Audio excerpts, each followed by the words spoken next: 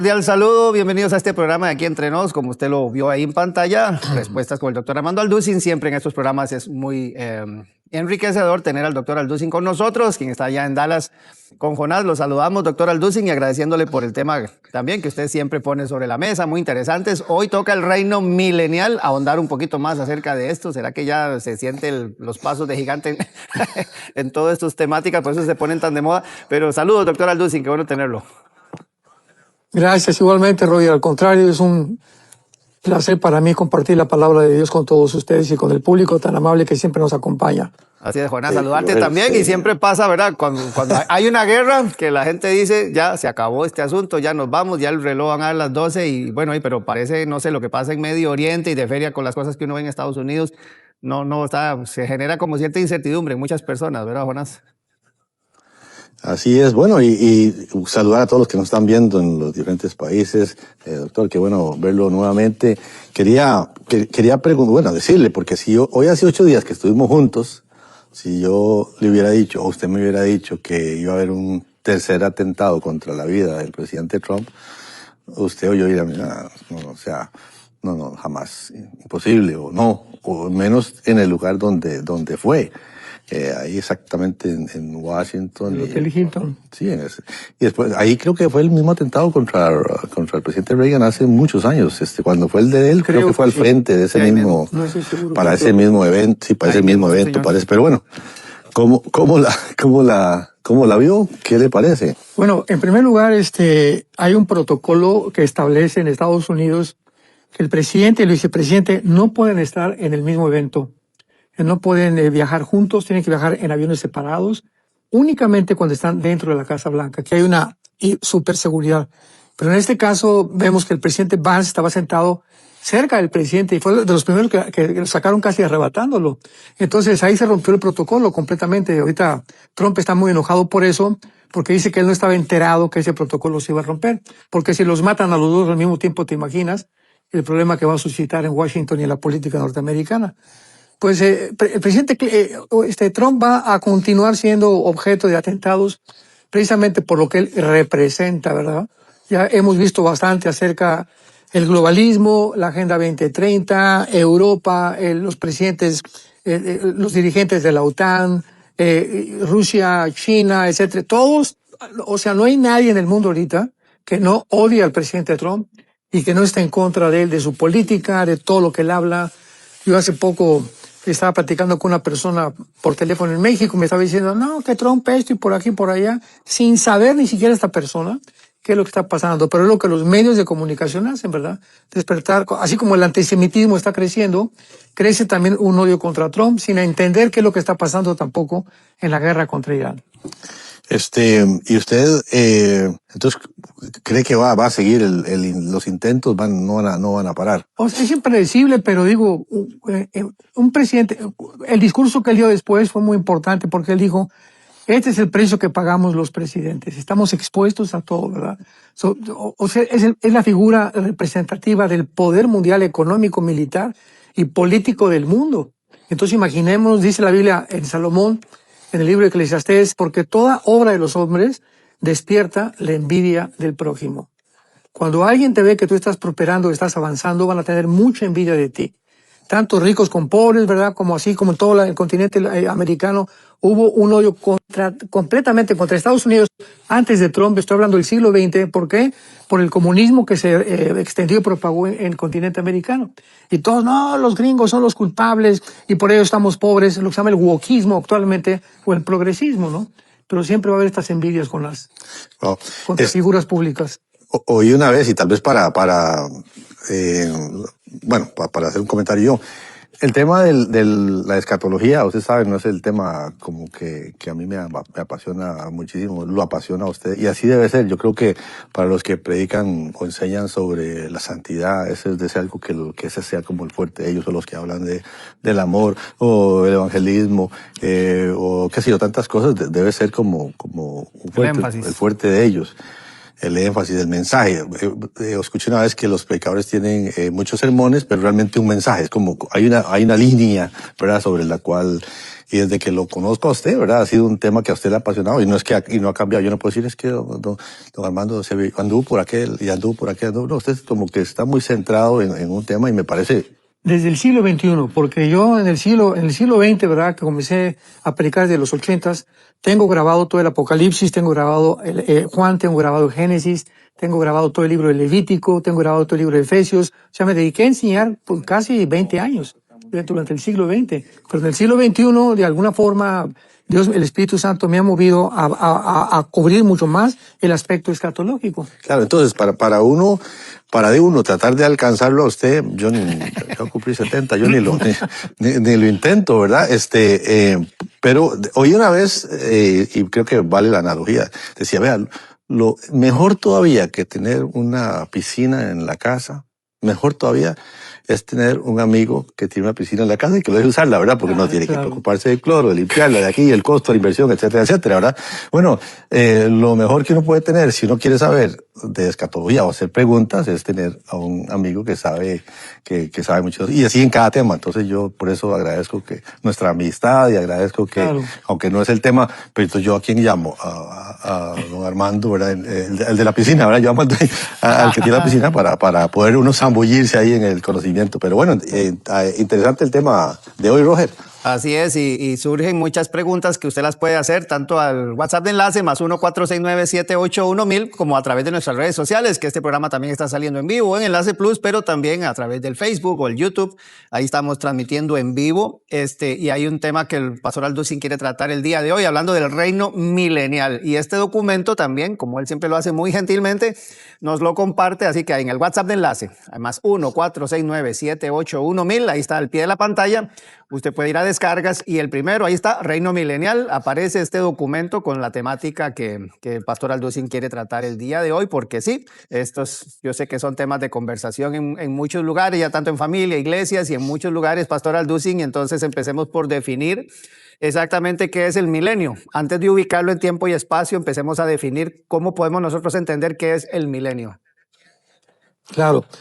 En primer lugar, tenemos que asegurar algo muy importante, ¿verdad? El milenio es una promesa del reino mesiánico futuro, y es una tristeza que casi no se hable del milenio, qué va a pasar en el milenio, etcétera, etcétera. Es más, hay personas que hasta se han atrevido a decir que el milenio no existe, ¿verdad? Que es algo completamente espiritualizado, metafórico, etcétera, etcétera. Pero vamos a establecer algunas bases para poder claramente decir, vamos a dejar que la Biblia hable, ¿verdad? Porque es lo más importante, no mi interpretación ni lo que yo pienso, sino siempre dejemos, porque la Biblia se interpreta a sí misma. Por ejemplo, de todos los patriarcas, Abraham, Isaac y Jacob, todos los profetas, Salomón, David, los apóstoles y el mismo Jesucristo mencionan un reino que no ha venido todavía visible, terrenal, a el mundo o al planeta Tierra, donde va a ser restaurada la ecología y donde el mundo va otra vez a regresar al huerto del Edén. Vamos a ver que después del milenio, aunque va a haber pecado todavía, viene después el estado eterno del cual vamos a hablar al final, después del milenio. Pero veamos, por ejemplo, en Génesis capítulo 15, versículo 18 al 21, lo que Dios le promete al patriarca Abraham. En aquel día Jehová hizo un pacto con Abraham, diciendo, a tu descendencia daré esta tierra, desde el río de Egipto hasta el río grande, el río Éufrates, la tierra de los eneos, ceneseos, calmoneos, los heteos, fereceos y los refaitas, los amorreos, cananeos, los gergeseos y los jebuseos. Este reino vemos que todavía no se ha hecho visible. Es una tierra, le daré, dice Dios, diciendo, a tu descendencia daré esta tierra. Nunca se ha cumplido esta promesa, ni en Abraham, ni en Isaac, ni en Jacob, ni en los tiempos del Antiguo Testamento, ni en los del Nuevo Testamento, ni en la época de la Iglesia. La tierra nunca la ha poseído todavía el pueblo de Israel. Entonces el milenio es una promesa claramente donde vemos ya en Apocalipsis capítulo 20 algo que viene a complementar el Antiguo Testamento. En el Antiguo Testamento vamos a ver, hay cantidad de pasajes donde se habla de este reino mesiánico futuro, del reino milenial, cómo va a ser, quiénes van a estar, cómo van a vivir, los príncipes que va a haber, el rey David estará gobernando con Jesucristo. Pero en el Antiguo Testamento nunca se determinó el tiempo del milenio. O sea, se reveló que vendría un reino mesiánico, pero nunca se les declaró a los profetas cuánto iba a durar. Esto se le declara al apóstol Juan en el Nuevo Testamento. Este reino mesiánico, que no sabían en el Antiguo Testamento cuánto iba a durar, dice la Biblia, va a ser de 1000 años, o sea, 1000 años literales. Y la segunda cosa que en el Antiguo Testamento no se reveló fue cómo iba a terminar el milenio. Y es en el Nuevo Testamento, otra vez, en el libro del Apocalipsis, donde se le revela a Juan cómo va a terminar el milenio, con una rebelión satánica cuando Satanás sea sacado otra vez del abismo. Pero veamos en primer lugar en Apocalipsis 20 la forma en la que más de 6 veces se menciona 1000 años. Cuando alguien dice que estos 1000 años son espirituales o que son alegóricos, etcétera, etcétera, pues entonces también son los 3 años y medio, los 1260 días, los 42 meses exactamente que va a durar la tribulación. Entonces tendríamos que espiritualizar todo por el amor de Dios.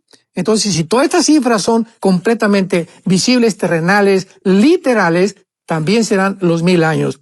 Vi un ángel, dice Apocalipsis 20, que descendía del cielo con la llave del abismo y una gran cadena en la mano y prendió al dragón, la serpiente antigua que el diablo ya se llama Satanás, y lo ató por 1000 años. Ahorita Satanás no está atado. En Efesios 6 dice el apóstol Pablo, tomen toda la armadura de Dios para que puedan resistir contra los ataques del maligno. El diablo todavía no está atado. En Primera de Pedro, el apóstol Pedro dice, porque el diablo anda como león rugiente, buscando a quien devorar. Entonces es muy obvio que Satanás todavía no está atado y que todavía no estamos en el milenio literalmente. Luego dice el versículo 4, y vi tronos y se sentaron sobre ellos los que recibieron facultad de juzgar. Hasta este momento nadie se ha sentado en trono, ni se nos ha dado todavía a los cristianos, a la iglesia, la facultad de juzgar, como lo vamos a hacer a los mismos ángeles. 2 Corintios capítulo 6, nosotros la iglesia vamos a juzgar a los ángeles. Y vi entonces las almas de los decapitados por causa del testimonio de Jesús y por la palabra de Dios. Juan está viendo todos los mártires de la tribulación, cosa que tampoco hemos entrado a la tribulación. Qué interesante que muestre que la forma como el anticristo va a matar a todos los cristianos durante el tiempo de la gran tribulación será decapitación. O sea, la misma justicia que emplea, que realmente no es justo, la religión islámica. El islamismo es la única religión que usa la decapitación, ¿verdad?, a sus enemigos. Y entonces dice el versículo 4, se sentaron en sus tronos los que no habían adorado a la bestia, a la imagen, que no recibieron la marca en sus frentes ni en sus manos, y vivieron y reinaron con Cristo 1000 años. Esta bestia, que es el anticristo, no ha surgido, entonces es imposible que podamos adelantarnos y decir que el milenio ya se cumplió o que estamos actualmente en el milenio. Luego dice el versículo 5, pero los otros muertos no volvieron a vivir hasta que se cumplieron 1000 años. Esta es la primera resurrección. Hasta aquí vamos a ver claramente la promesa a Abraham, pero vamos a ver algo muy importante, que los apóstoles de Jesucristo, cuando Jesucristo muere, sabemos que se espantaron, se escondieron en un cuarto, quedaron muy confundidos. Bueno, y entonces el reino, ¿cuándo va a suceder? Ellos ya conocían la teología de los profetas, los apóstoles, como el apóstol Pablo, como el apóstol Juan, para saber que iba un reino prometido. Pero matan a Jesucristo y se quedan, bueno, y entonces ese reino, ¿cuándo va a suceder? ¿Qué es lo que va a pasar? Y qué interesante que esta fue la pregunta que le hicieron, la última pregunta que le hicieron a Jesús antes que Jesucristo ascendiera al cielo. Veamos Hechos, capítulo 1, versículo del 6 al 7. Hechos 1, del 6 al 7. Entonces los que se habían reunido le preguntaron, diciendo, Señor, veamos la pregunta que le hicieron, ¿restaurarás el reino a Israel en este tiempo? ¿Qué cosa es lo que los motivaba a hacer esta pregunta a Jesucristo? Que ellos creían literalmente que vendría un reino mesiánico al mundo, pero que era obvio que si él se iba al cielo y que ya lo habían muerto, etcétera, etcétera, y había resucitado, que de ese reino. Entonces Jesucristo les contesta y les dijo, no les toca a ustedes saber los tiempos o las sazones que el Padre puso en su sola potestad, pero recibirán poder cuando haya venido sobre ustedes el Espíritu Santo, me serán testigos en Jerusalén, Judea, en Samaria y hasta el último de la tierra. Veamos que Jesucristo no niega esta pregunta, ni les dice están equivocados o este reino no va a venir, sino simplemente Jesucristo les dijo, ustedes no pueden saber el tiempo de este reino, que le pertenece al Padre. Estaba confirmando Cristo con su respuesta que el Padre tenía un reino pospuesto y que dependía del tiempo de él para poder establecerlo en el mundo. Así que el milenio, el reino mesiánico, pues es la esperanza realmente de la iglesia, es la esperanza del pueblo de Dios en el Antiguo Testamento, era la esperanza de los profetas, era la esperanza de los apóstoles y es también nuestra esperanza. Así que es maravilloso saber claramente que este reino, ¿verdad?, vendrá muy pronto y vamos a continuar hablando al respecto de esta promesa.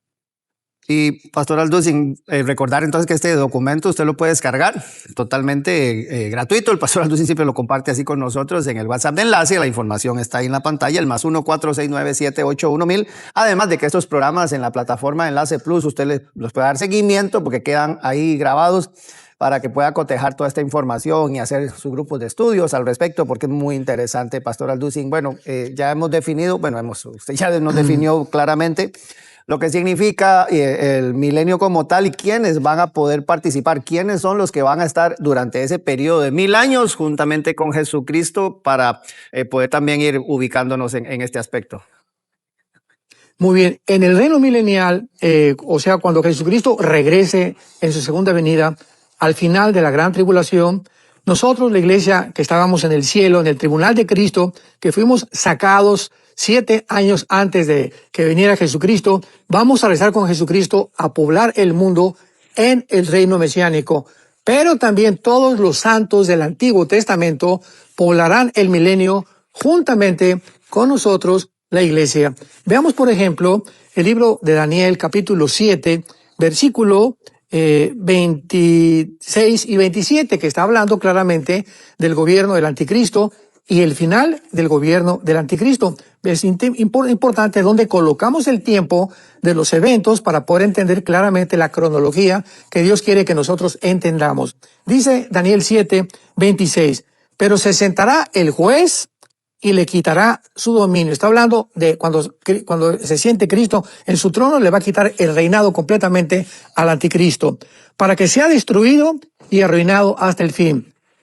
Y que el reino y el dominio y la majestad de los reinos. Veamos, que el reino, el dominio y la majestad, no habla singular, de los reinos, esto es precioso, debajo de todo el cielo, sea dado al pueblo de los santos.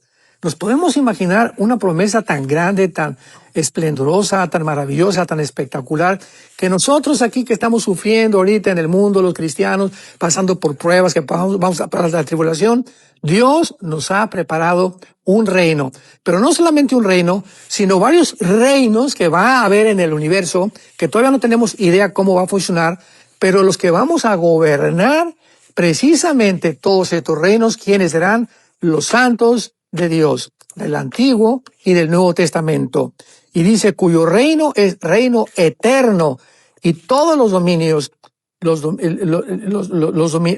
dominios y le servirán y obedecerán. O sea, va a haber un reinado impresionante espiritual en el universo donde nosotros tendremos participación como gobernantes. Cristo dijo en Apocalipsis 2:27, en el mensaje a una de las iglesias, ustedes que se sientan conmigo van a gobernar y se sentarán conmigo en tronos. Y a Cristo nos había prometido que la iglesia iba a gobernar, como lo acabamos de leer también en Apocalipsis capítulo 20. Y veamos también, por ejemplo, en el Antiguo Testamento, uno de los múltiples pasajes, pero uno de los más bonitos que se existen para hablar acerca del futuro, como es el Salmo 37. El Salmo 37 es uno de mis salmos favoritos, está lleno de promesas y lleno de esperanza para todos nosotros. Dice el Salmo 37, versículo 32, acecha al impío el justo y procura matarlo. Jehová no lo dejará en sus manos cuando le juzgaren. Y dice el versículo 29, los justos heredarán la tierra, cosa que todavía no le hemos heredado. La tierra física literalmente, y vivirán para siempre sobre ella. O sea, realmente el cielo, ¿verdad?, va a ser temporal cuando venga Cristo y nos lleve con Él en el arrebatamiento. Estaremos algún tiempo en el cielo siendo juzgados en lo que se llama el bema en el griego, es el tribunal de Cristo. Vamos a ser juzgados por nuestras obras, pero bajaremos con Él y ya la tierra va a ser el nuevo cielo. O sea, la tierra será el lugar, el planeta que Dios ha escogido, desde luego ya restaurado y completamente modificado, nuevos cielos y nueva tierra, donde será el centro del universo. Así que esta es una de las promesas más grandes que Dios nos da. Veamos, por ejemplo, esto en Lucas capítulo 19, Lucas capítulo 19, versículo 16 en adelante, la promesa que Dios les hace a sus discípulos. Versículo 16. Vino el primero diciendo, Señor, tu mina ha ganado 10 minas. Él les dijo, está bien, buen siervo, por cuanto en lo poco has sido sobre autoridad sobre 10 ciudades, cosa que no se cumplió en los tiempos de Jesucristo. Aquí les está prometiendo que todos aquellos que fueron fieles les dará potestad y premio de 10 ciudades, o sea, de 10 cosas que van a gobernar literalmente. Vino otro y le dijo, Señor, mi mina ha producido poco, y le dijo, tú también serás sobre 5 ciudades. Entonces, esta es la promesa que Dios continuamente en la persona de Jesucristo le hizo a sus discípulos, y que es algo que nos corresponde a nosotros, los santos de la iglesia. Vamos nosotros a ser realmente gobernantes, vamos a heredar, vamos a tener ciudades que tal vez muchos van a tener 15 ciudades, 20 ciudades, otros van a tener tronos, pero todas estas promesas, ninguna de ellas se ha cumplido más que en el reino mesiánico que estamos esperando pronto ya de Jesucristo. Y eso incluye, Pastor Alducin, con base en lo que estamos viendo aquí en el documento también, porque usted habla Antiguo Testamento, Nuevo Testamento, incluye la iglesia. La iglesia, como usted lo ha explicado, durante la tribulación no va a estar aquí, regresa para el reino milenial, y los que mueren durante la gran tribulación pasan también automáticamente al milenio. Serán los que van a reinar, claro, todos los mártires.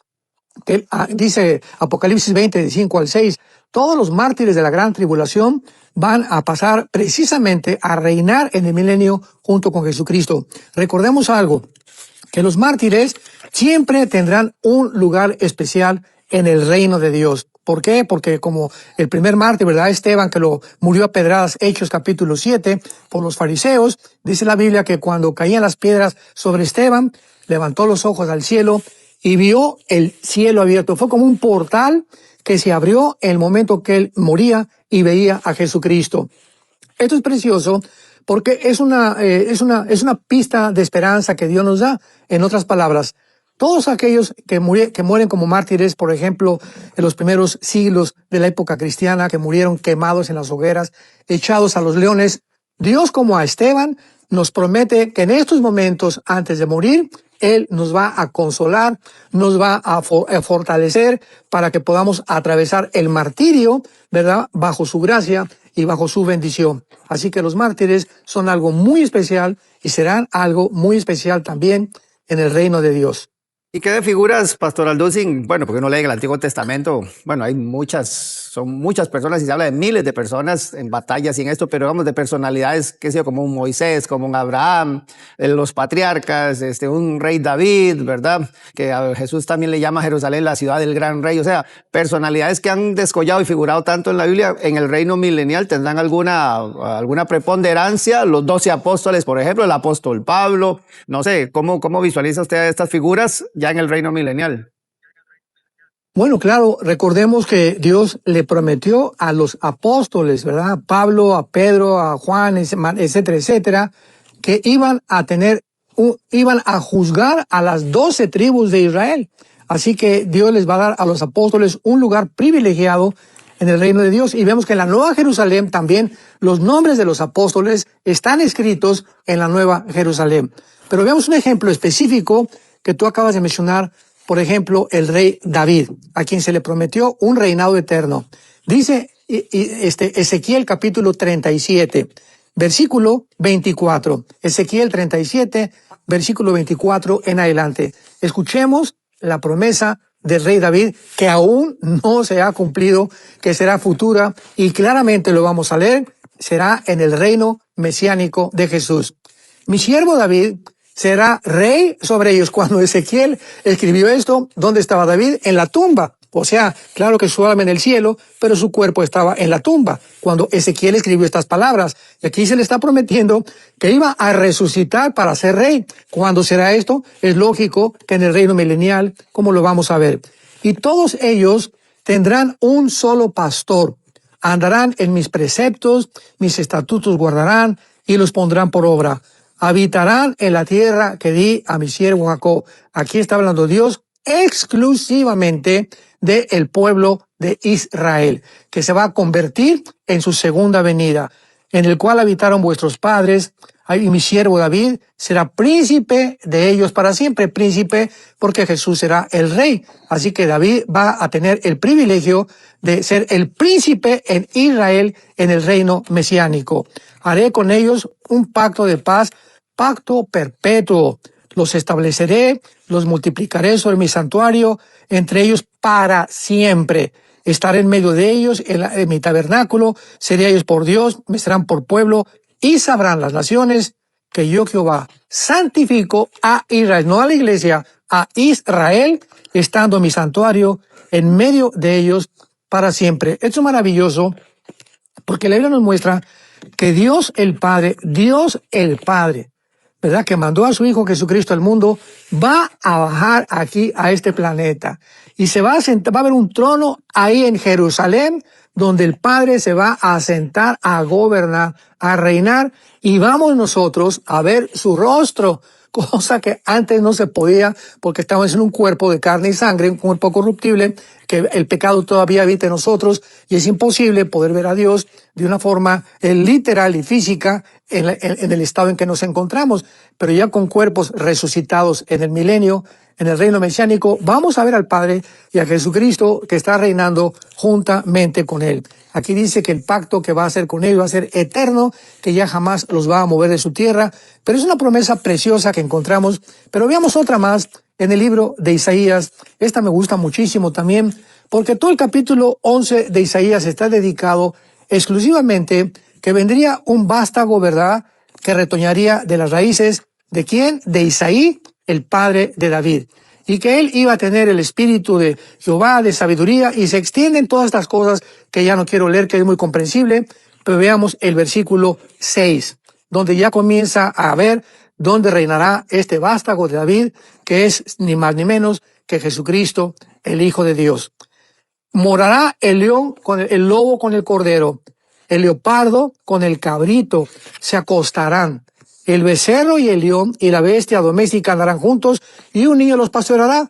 Este cambio, ahora sí que podemos llamarle de genético, de ADN, en lo que los animales van a perder su ferocidad, que un niño se va a acostar con una serpiente, que el lobo, ahorita el plato favorito de los lobos son los corderos, ya se van a estar juntos completamente viviendo. ¿Por qué? Porque cuando Dios creó en el huerto del Edén al ser humano, nos acordamos que no había ferocidad en los animales, ¿verdad? Los leones no mordían, las arañas no picaban, no había moscos, no había tormentas, no había nada de lo que cambió cuando el pecado entró al ser humano. Pero veamos qué cosa tan interesante. En el momento en que Adán y Eva pecan, su ADN es cambiado, desde luego, ¿verdad? Porque ahora ya eran personas que iban a comenzar a desintegrarse físicamente, lo que la física llama la ley de la entropía o la segunda ley de la termodinámica, que todo está sujeto en el universo a la descomposición. Pero la física no nos enseña por qué. La Biblia nos dice que fue por el pecado humano que contaminó la creación. Muy bien, Adán y Eva pecan y algo le pasa a los leones, algo le pasa a los lobos, algo le pasa a los tiburones, que tampoco en el mar mordían a nadie. Cambia inmediatamente, junto con el ser humano, el ADN de los animales, de los peces y de las aves, y se contaminan por causa de nosotros, dándonos a entender, Dios, de qué forma tan grande el pecado contamina al universo que nos rodea. ¿De dónde vienen los huracanes? Esos traen menos y muchos terremotos, etcétera, etcétera. No todos, pero la mayoría de las condiciones en las que el mundo se encuentra actualmente no es por el clima ni por la contaminación, es por el pecado del ser humano. Mientras más degradado se porta el ser humano, mientras más contaminados estemos de una forma moral, peores serán las condiciones en las que vamos a vivir, como el mundo que estamos actualmente viviendo, que ya casi es imposible vivir en ninguna parte. Así que todas estas cosas no se han cumplido. La vaca, versículo 7, y la osa pasarán a sus crías juntas, y el león como el buey comerá la paja. El niño de pecho, o sea, los bebés, jugarán sobre la cueva de las cobras, del áspid, y el recién testado extenderá su mano sobre la caverna de la víbora. Un niño recién nacido podrá hacer esto, y las víboras no lo picarán. No harán daño en todo mi santo monte, porque la tierra será llena del conocimiento de Jehová, como las aguas cubren el mar. Esto, damas y caballeros, santos de Dios, no ha sucedido, no se ha cumplido, es una promesa que se va a cumplir en el reino mesiánico de Jesucristo. Toda la tierra cambiará, la ecología cambiará, y además toda la tierra será llena del conocimiento del Señor Jesús.